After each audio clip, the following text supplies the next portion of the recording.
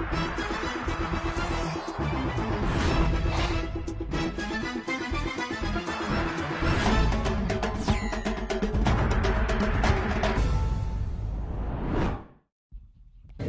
Zoe Godsey. I'm Tatiana Averbeck. I'm Kylie Woodley. I'm Bryson Blake. I'm Daniel McCurry. I'm Joshua Cosby. I'm Lana Dransfield. I'm Adam Harlin. I'm Kylie Hargrove. I'm Wyatt Jackson. I'm Trent Long. I'm Stephanie Ferrier. I'm Reed Sanderson. I'm Ryder Toon. I'm Anna Moody. I'm Cameron McIntyre. I'm Klaire Newby. I'm Ezri Watson. I'm Ian Collier. I'm Andrea Watwood. I'm Clark McKee. I'm Sam Carter. I'm Bryan Miller. I'm Tracy. I'm Eve Miller. I'm Rebekah Bailey. I'm Caleb Jenkins. I'm Molly Haney. I'm Emma Toney. I'm Remington Averbeck. I'm Sydney Dransfield. I'm Anja Cannon.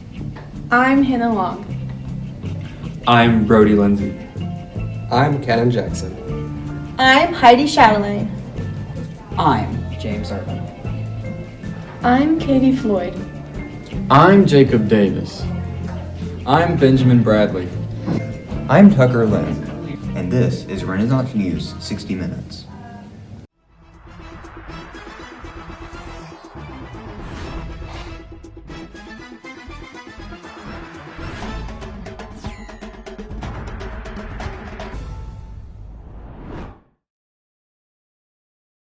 December 12, 2019 seemed to be just a normal day. However, in Wuhan, China, the world was about to change forever. It seemed as though an unknown forms of pneumonia had begun to spread. By March 11, 2020, the World Health Organization announced that the new virus, now known as COVID-19, is indeed a pandemic.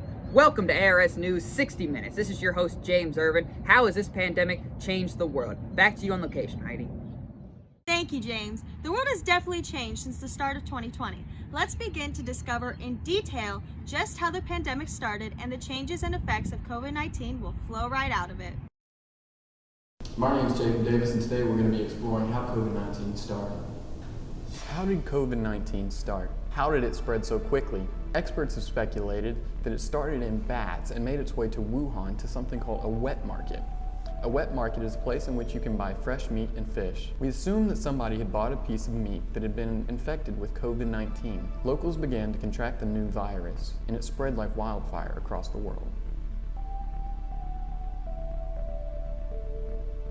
How did we adapt to the new lifestyles that the government mandated for the community? The virus spread mainly through close contact with other people. Out of fear, the government began to enforce mask mandates and social distancing. Society began to fear the pandemic and panic over supplies and overall health. The government issued a quarantine to try and reduce exposure and slow down the virus's spread. The opinions on the virus vary, as some see it in a positive light and others in a negative light. An argument can be made that families stayed home together, society advanced in technology, and we grew as a nation. When the virus started, none of us knew how it was going to go.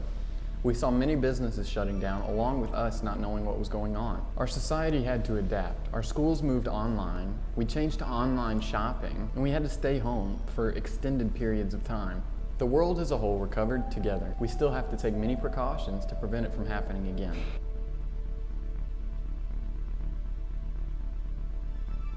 So my first reaction to the COVID pandemic was this is not going to be that bad. It's going to present just like the flu. People are getting panicky for no reason.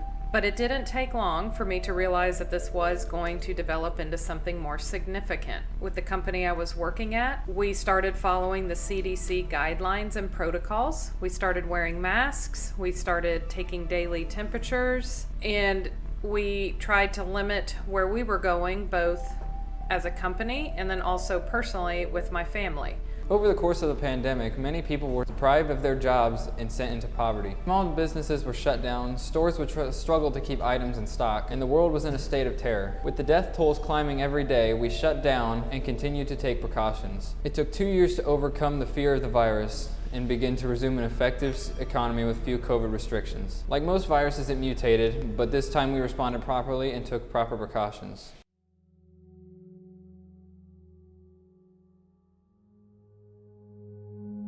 We took every single recommendation and guidance directly from the CDC. We tried to ask additional questions for people that were getting prescriptions of the medications that were in high demand. So I feel like overall, we did a very good job of being able to continue our business, continue to serve the public, continue to be able to work, and still remain safe.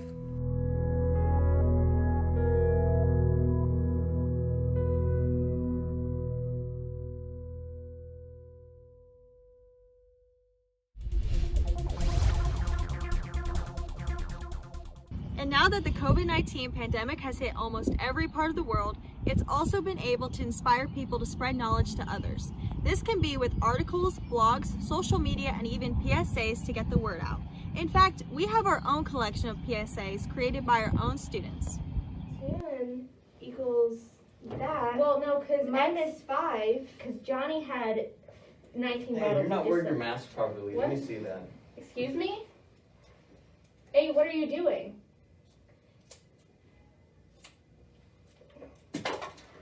Hey, dude. Do you wanna? I'm gonna get out of here. Don't leave me. Hey. There, that's better. You're a big meanie. Please disregard all information contained within this video. Do not wear your mask upside down, sideways, with tape, like a swimsuit, or with holes. This entire video was computer generated on a mainframe from 1956. It took 10 years to render.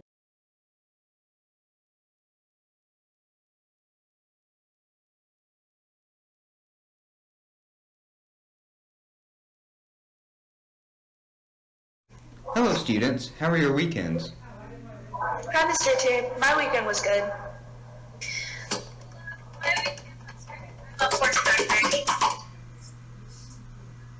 My house burned down. Oh. Well, anyways, today we'll be learning about the order of operations. So, are there any questions? I have a question. Yes? How do I change my background to something normal? Oh, press the settings option. It doesn't work. Bro, it literally does not matter. Can we just start the lesson already? Put your hand down. Okay, so today we'll be learning about the order of operations. The first thing you need to know about the order of operations is divide before multiply. What? Divide before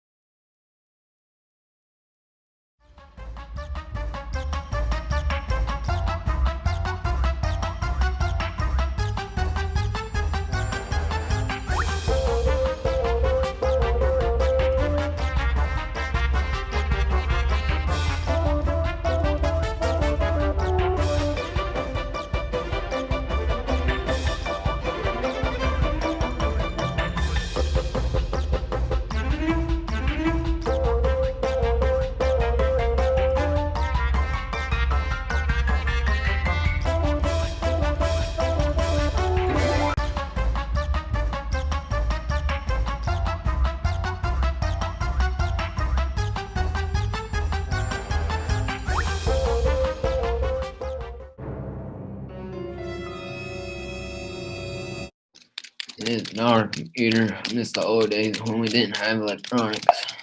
It was so much easier. Again, my work meeting on Zoom for the company I own. I wish COVID-19 never happened. I need to call my son to help me with this Zoom website. He knows a lot about computers and he's a computer technician. Hey, Dad. What you need help with? Hey, can you help me with this Zoom meeting? I'm trying to get into it, but it's not working. Hey, son, can you come and help me with this? Yeah. You just have to put your email and password into the boxes. Oh, thanks, son. You're welcome.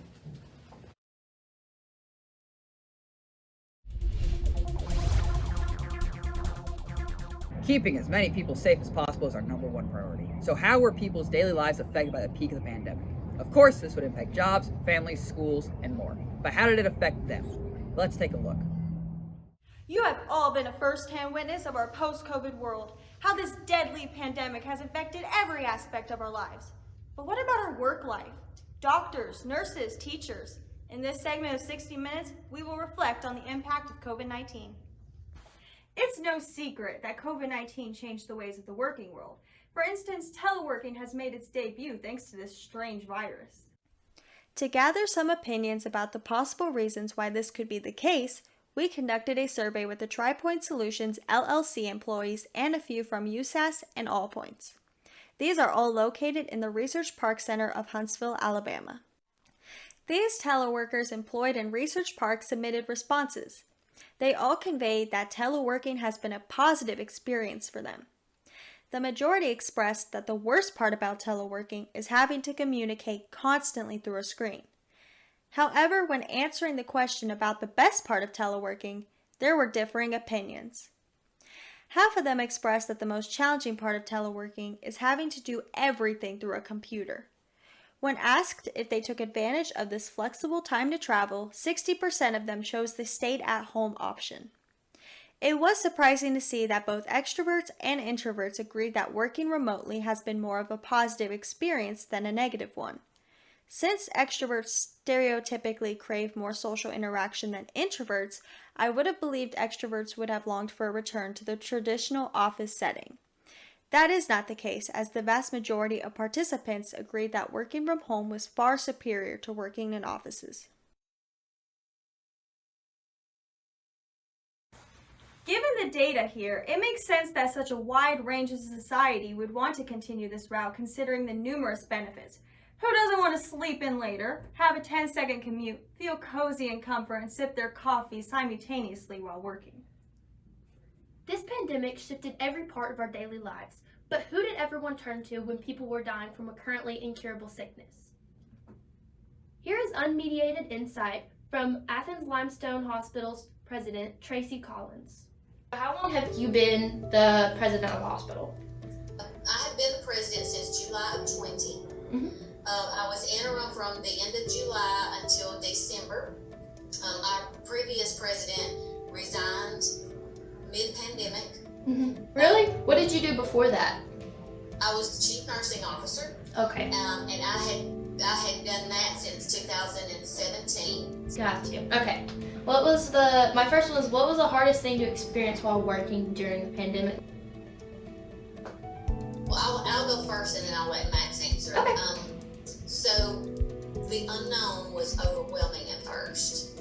And because I think it hit closer to home to us because of Renee, because I can remember, because at that time, this is silly, but we wear dress clothes because, we're in offices, whatever, but, I put scrubs on. And I wore scrubs for months because I never knew when I was going to have to go to the bedside, which, thank goodness it didn't come to that. I did help transport patients and that type of stuff, but just the unknown, because it's hit so close to home. I remember going in my office that first week with her, and Dr. Hanson come in my office crying, and he said, Renee's not going to make it. And I remember just crying, and I remember they coded her more than once, and I remember just praying in my office, God, please don't take Renee, because those nurses in the ICU that took care of her, it just took it to a whole other place for us, because Renee's been here over 30 years too. So she's well loved by the entire staff. And then for us to see, we went weeks without a death, probably months without a death, because of our medical staff leadership early on in the pandemic. And so when all this first started happening, we were healthcare heroes, right? They put on the suits. We put up barricades. It looked like a war zone. It was so crazy. We closed our operating room and we had to make an ICU out of our PACU. And that was probably the first week of April that we did that. So I think everybody had such high adrenaline that we were just, let's get through it. And we had a very, very strong team approach. But Max, you can talk some about what you're struggling with the nurse, with the clinical staff. Yeah, I just think it's, the constant, patients coming in, they're still very sick, the ones that we see, and just the amount of patients that don't make it, out of the hospital because the nurses at the bedside, pour their hearts into taking care of them and trying to make them better, and then, just to see them, not make it out. That's very discouraging, and, it's just hard. And, it's like Tracy said, we thought this was going to come and go, and every time, we're getting used to, we're having these weeks, these peaks and things of the virus, but, we just hope we get a break between the next one, and everybody's just tired, and, you have defense mechanisms that you put in place, and you learn how to deal with stuff like that as a nurse, because death and dying is part of nursing, and it's part of what we've always, experienced, but it's just the magnitude of the death and dying that has definitely affected our staff. It's different whenever you're not sure what's going on. Because, normally, with the flu, stomach virus, things like that, you always have an answer, or if someone needs surgery for something, then you have an answer, but it's hard. It'd be hard whenever there's, an incurable sickness going around. Yes, and it's just the magnitude, of that, and it just continues to go on and on. Mm-hmm. Just when you think it's getting better, it gets worse again. Exactly. Yeah. How did it change your perspective on anything? As far as my perspective, I try not to take any day for granted. You never know when this is going to affect you or a loved one. And so, I just try to take every day and make the best of it. Every day is not great. But try to make the best out of it and to do the best you can for the most people. Mm-hmm. How do you think that, your nurses and your employees and stuff, how do you think that impacts their ability to do their job? I think, for our staff, it kind of goes back to that same question.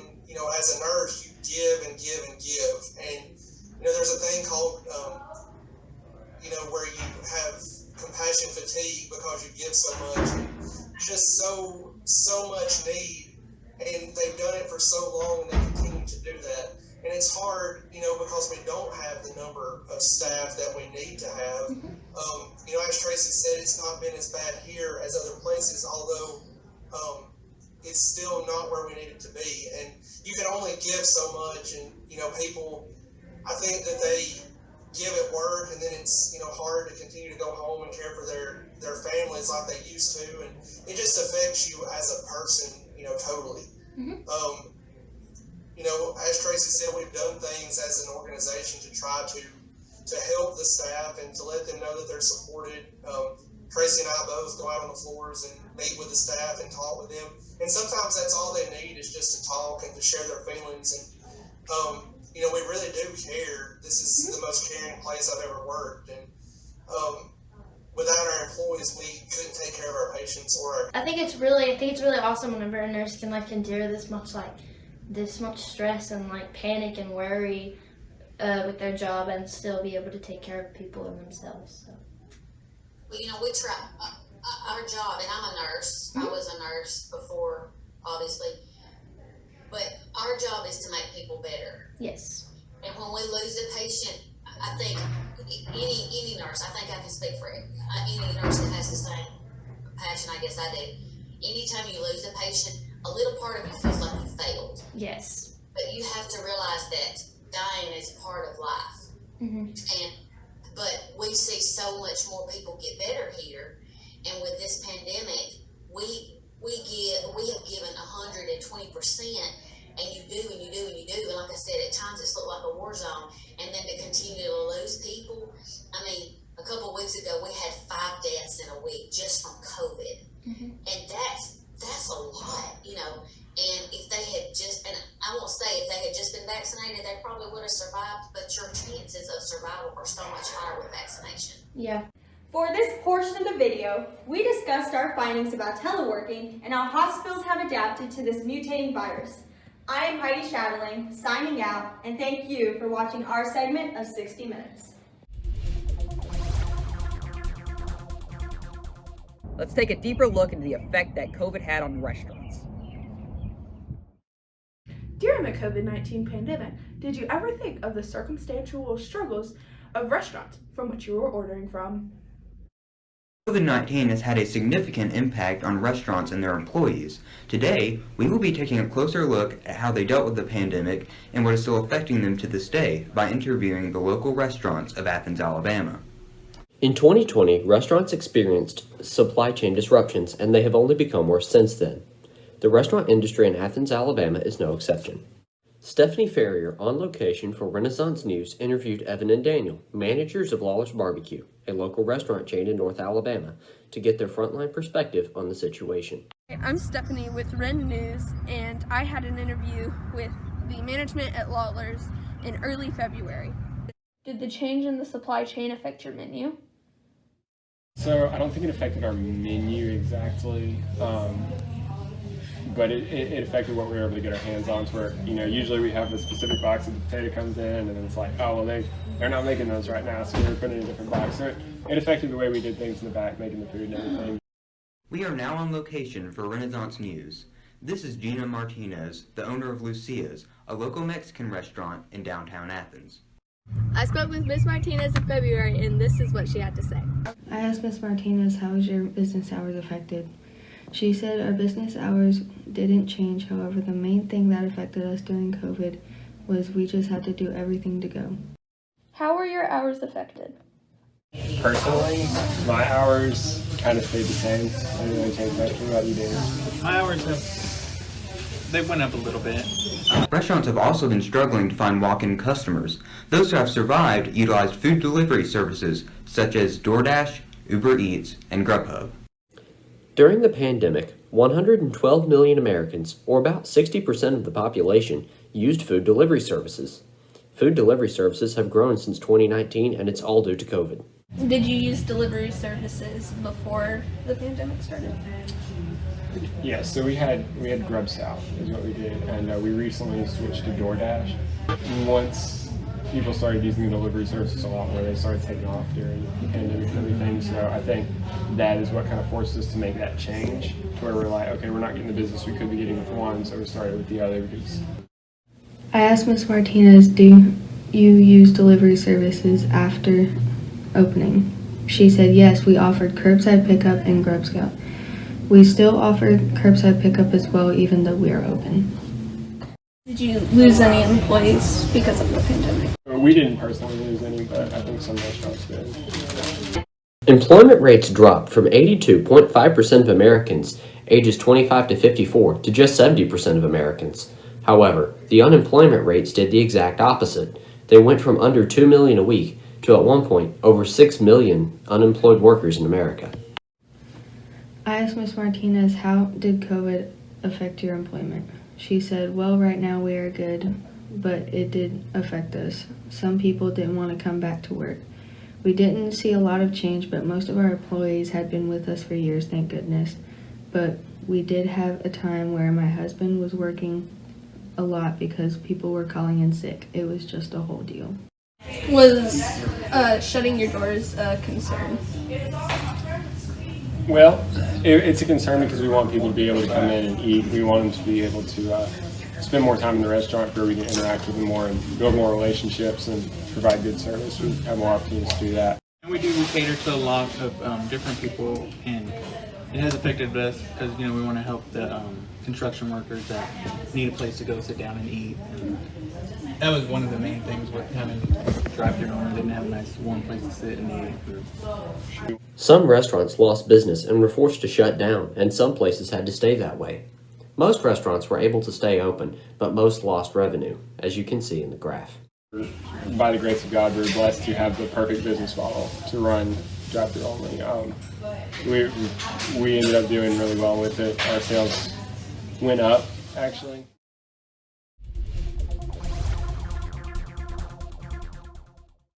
And I said, listen here, little boy. James. The day you drank Pepsi was the day you stopped being my son. James. I'm on the phone. If I ever catch you on my property again, I will be calling the police. James, we are live. When hearing about the COVID-19 pandemic, we always hear just plain numbers. But what we don't hear about is how those numbers affect people, especially teenagers. Let's see what Bryan Miller has to say about this. I'm Bryan Miller, here today to talk to you about the pandemic through the eyes of today's teenagers. When listening to or reading the news, teenagers will learn a lot about the adult matters of the day, but what about our concerns? We sent out a survey to students in the Huntsville metropolitan area, and from the responses, we learned that 97.2% of the participants were impacted. 28.6% of the participants said that they were impacted positively, 25.7% were impacted negatively, while 42.9% said that they were impacted both positively and negatively. The positive impacts included trying new things and getting out of their comfort zone. The negative impacts range from disrupted sleep schedules to not being able to do normal activities. Let's go to Evie, who's calling in from East Limestone. Impacted my mental health by just kind of keeping me isolated in the same place I was in. I was never getting any social interaction from like my friends or my family, like extended family. I was never going out and doing the same stuff I usually went to. I would stop going to restaurants, stop going to like little like fun event places like Topgolf, Altitude, stuff like that. Through the survey, we learned that school systems changed their approach to education. As a result, 94% of individuals surveyed did their schoolwork from their house. There was a vast array of emotions to whether or not this was preferred and even whether or not it was the best choice for the individual. When we asked Evie what her experience with this was, she said, "We all had to go virtual starting March 13th of 2020. It was supposed to be a 2-week extra spring break. There were a lot of us that were happy about this, thinking it would basically stop COVID and everything, and then school was canceled for the rest of the year.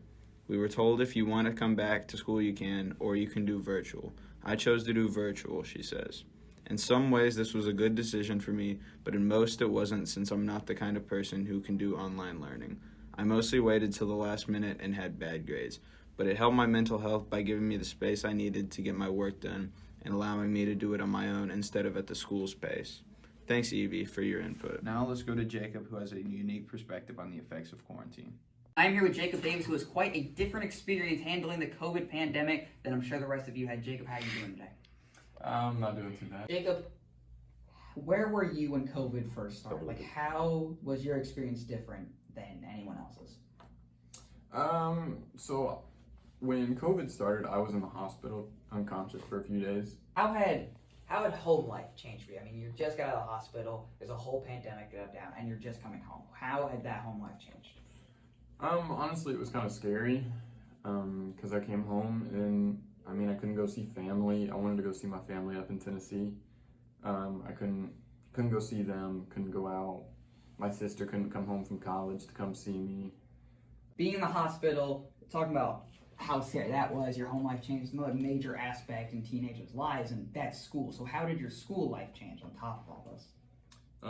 So right before I went in the hospital, school had just they just let school out. Like, we weren't, I think it was spring break or something like that. I don't remember for sure, but we got out, and then I got out of the hospital and they sent us an email saying that we weren't coming back for the rest of the year. So all that had changed, and they said that our final grades were what we had in the class currently, and we could do the rest of the year's work and pull the grade up if we wanted, or we just didn't have to do the work, and we still passed the class. So I had pretty good grades, and I was like, I don't want to mess this up, and I don't want to do work, so I just didn't do it. Yeah, any words tell them for encouragement? Just don't give up. It's really weird, and it's definitely a change that I didn't see coming. I don't think any of us did, and that can definitely catch you off guard. So just keep moving forward, it'll get better. You've likely heard all about the big picture ideas and developments of COVID as the pandemic has gone on, but we haven't heard much about the small picture. What's the smallest picture of all? Elementary schools. Because they're so tiny and they don't fill up as much space in the picture. So it's only economical to get a smaller picture. Anyways, here's Emma Toney to tell us more. Well, that wasn't in the script. It worked, did it not? Hello and welcome.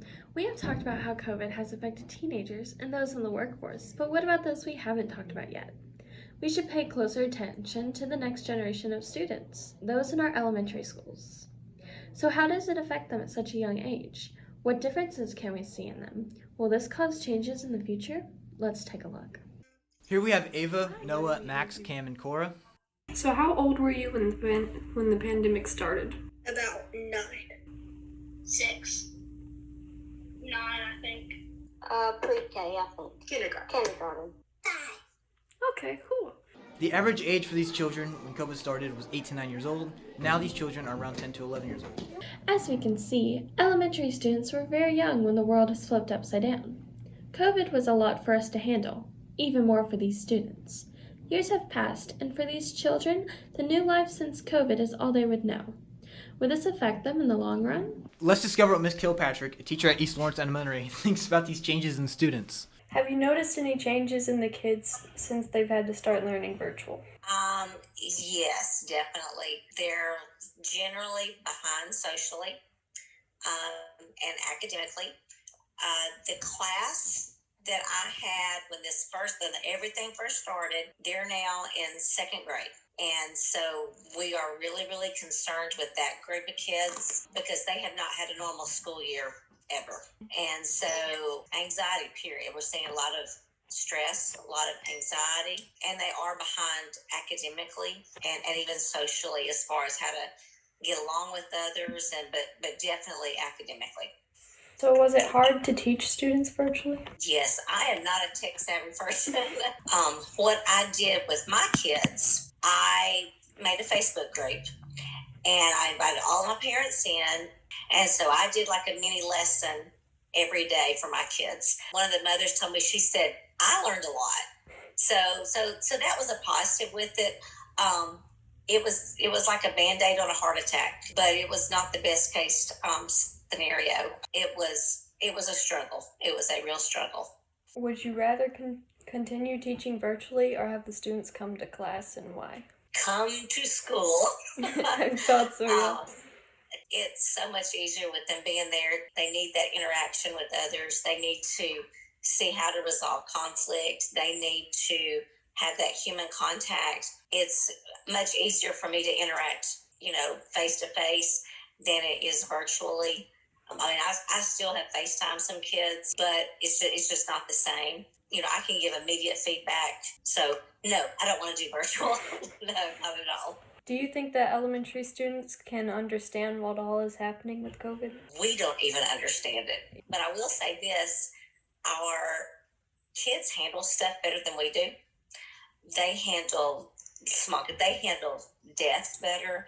They handle sickness better. They handle change so much better than we do. So they're doing about as good as we can expect them to do.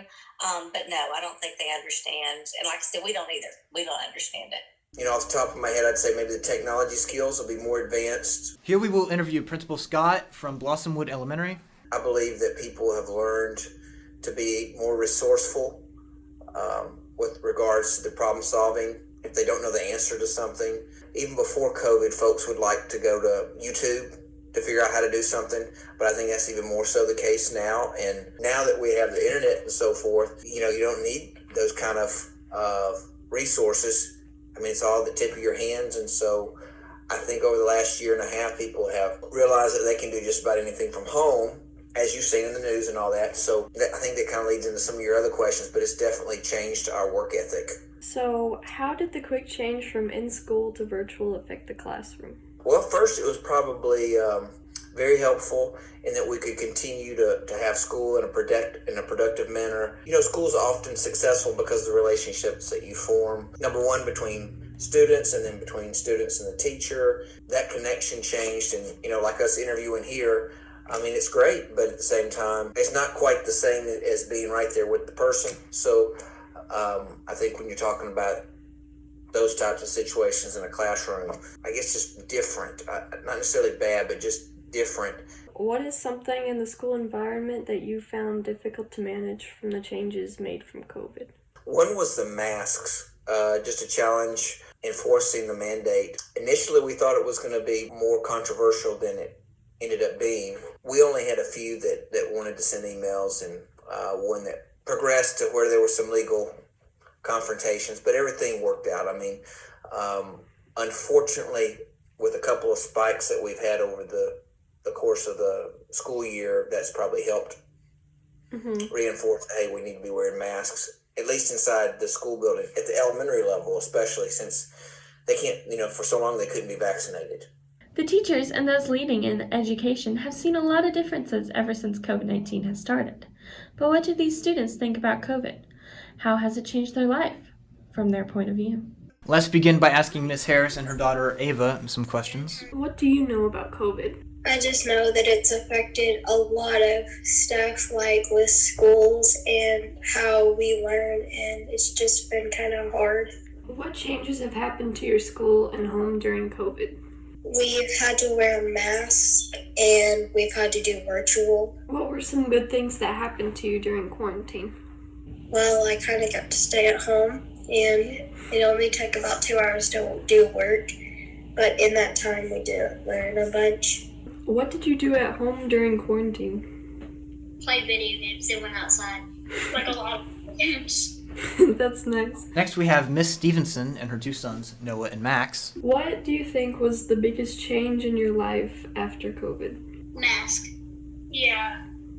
Yeah, Mask. They were a pretty big change. Yeah. Very annoying. Our next interview is Miss Kluka with her son Cam. Did you use Zoom to do school? Yes. Did you like using Zoom? Yes. Do you like going to school, or do you rather like to do your work at home? School. Man, I don't really know. That's really hard. Because at home it's really easy, but at school it's really hard. Do you have to wear masks when you go to school? Yes. Do you like to wear them, or would you rather not? No, I'd rather not. Yeah. Here are the White family with their daughter Cora. Do you have to wear masks when you go to school? No. Did you have to wear them for a while?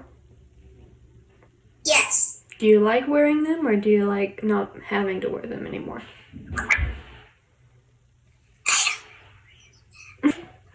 How were you able to spend time with friends during quarantine? Remember play dates if we could get together outside. We didn't have any at all.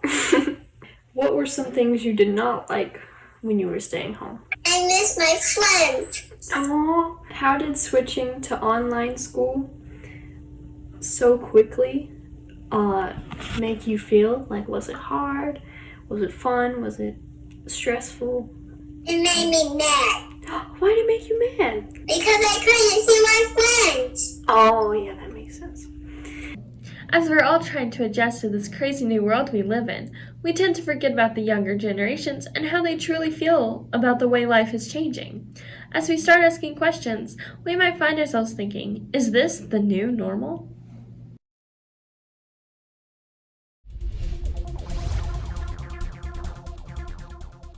COVID-19 has been a bumpy road for every person. Social distancing, isolation, grief, sickness, job loss, and more. We're all the same very dark, sad topics that were common during quarantine. To some, it seemed like a never-ending cycle, staring at their bedroom ceiling. To others, they felt joy in being able to grow closer to family. However, I know what you may be thinking. When will this end? Now, whether you mean the pandemic or me talking, we'll find out right after the break. Ciao.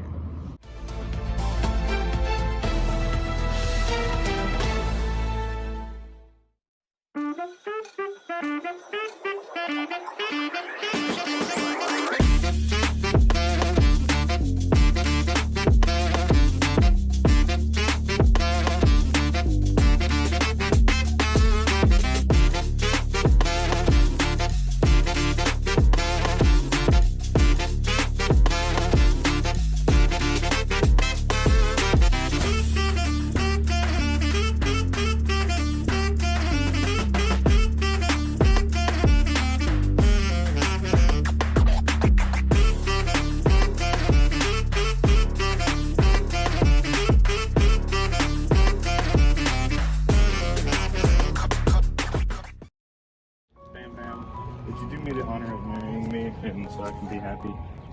Really? Because I never want to see you again. Wait, what? Yeah, listen, it's not you, it's me, and I think you're a terrible person. I don't know why this is happening. You keep calling me Bam Bam. Yeah, it's short for your real name. My name is Tabitha. What is that supposed to be short for? Bartholomew? I thought it was Bama. No. That's my dad's name. Has this ever happened to you? Has a scumbag ever proposed to you and you just feel awkward? Well, I have a product for you, the divorce ring. Now, when somebody proposes to you and you just feel awkward, you can give them this ring. And they'll be so excited about the ring, they'll forget about the entire proposal thing. Here it... What's my birth certificate say? Hey, could you guys quiet down a little bit? Here at the divorce ring. It's not. It's Well, Tabitha. Get these guys I'm from. sure it is. I'm sure it is. Oh man. What? It's my dad's name. Guys, can y'all please stop? You stop. I can't even. Just. Our slogan here at Divorce Wedding Rings is if you despise it, put a ring on it. Satisfaction is discouraged.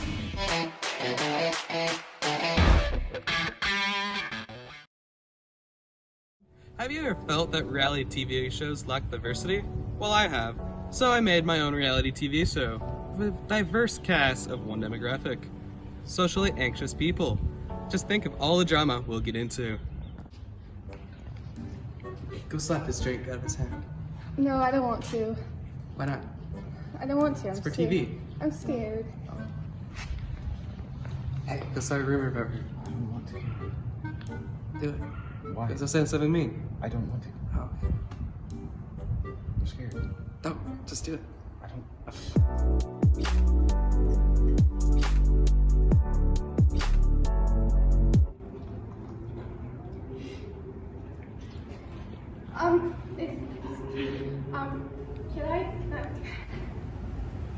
Can I have to go on?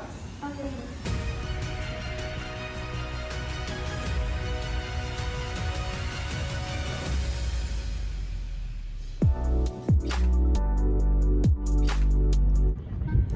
So, do you have any hobbies? I don't. Oh, okay.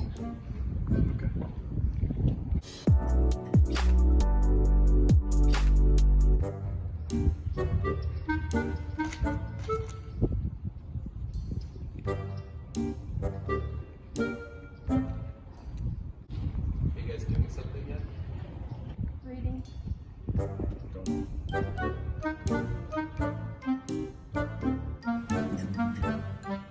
Stop looking at the camera.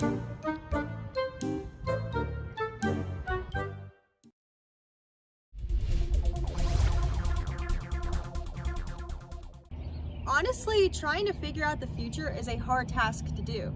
Now that we've worked our way through the past and present, we're all sitting on the edge of our seats wondering, what is next? What should we expect?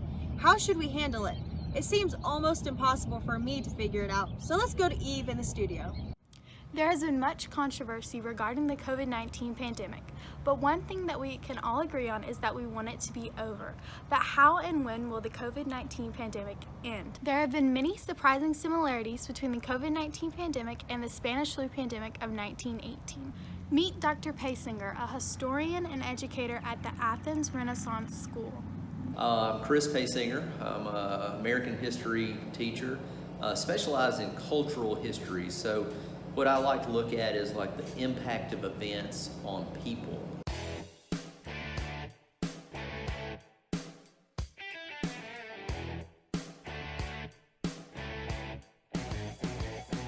To me, the Spanish flu and the current pandemic is super interesting because what it's ultimately showing is what people care about and how they react to positive and obviously negative things that happen. When hearing about the Spanish flu, I always hear about deaths and how infectious it was, but I don't really hear anything about the solutions. So what solutions were attempted during the Spanish flu pandemic? What you're really looking at the time of the Spanish flu in 1918, it was still ultimately the medical Middle Ages. Some of their methods were very, very crude. For example, they felt that that maybe the dust carried it, and so that they would wet city streets in an effort to keep the virus from spreading. Now, how do those solutions compare to the solutions that we're doing now with the COVID-19 pandemic?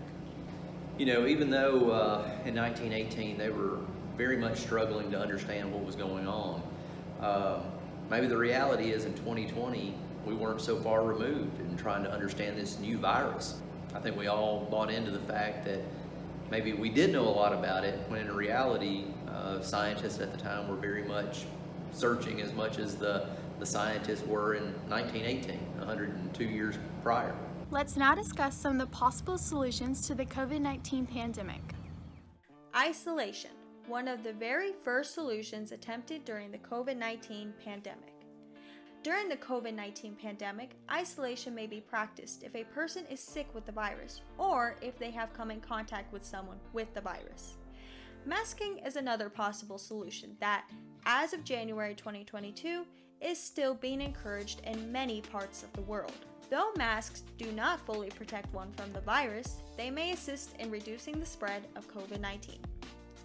Vaccination has had a very important role in the end of COVID-19. The COVID-19 vaccine is given in order to give people the immunity they need. As of January 27, 2022, 52% of the whole world's population has been fully vaccinated. Therapeutics are treatments or medications that may be used on those suffering from the virus. As therapeutics for COVID-19 are studied and improved, they will also play a great role in stopping the pandemic, making a serious COVID-19 case much less common. This leads us on to our last solution, which is herd immunity. Studies show that those previously infected with COVID-19 or vaccinated are unlikely to be infected with certain variants of COVID-19 afterward. Bill Nye the Science Guy.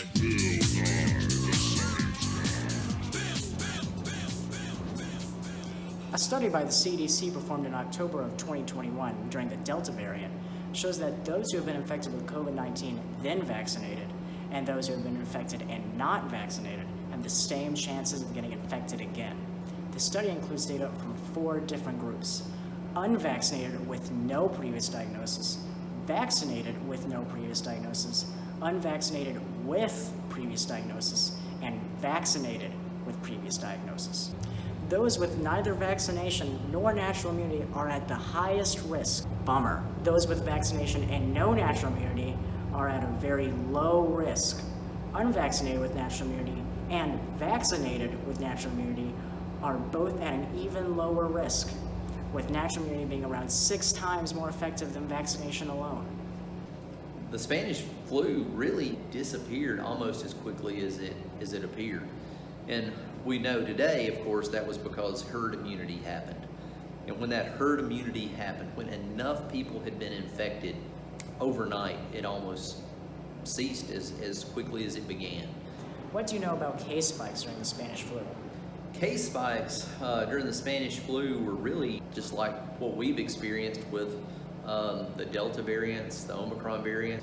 And in some there were very few deaths, and in others there were significant numbers of deaths.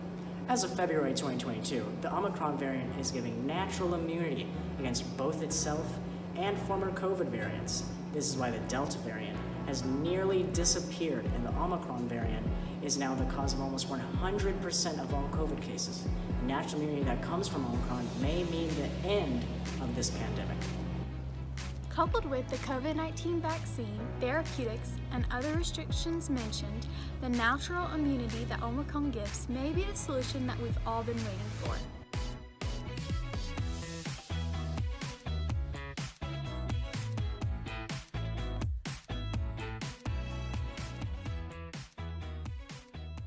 Well, ladies and gentlemen, I guess you could say this is the beginning of the end. Very true, James. And at least I'll know I'll be safe from COVID-19. Why is that? Well, I still have my 200 rolls of toilet paper that I got way back when we were all running scared it was running out. You have all that toilet paper? Seriously? What can I say? I thought the world was ending. It is. Well, folks, we know where to go if we ever need toilet paper. She has a lot of toilet paper. This is James with our reporter Heidi speaking for ARS News 60 Minutes.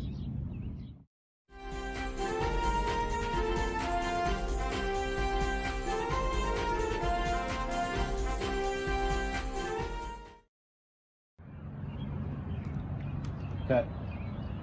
Whoa.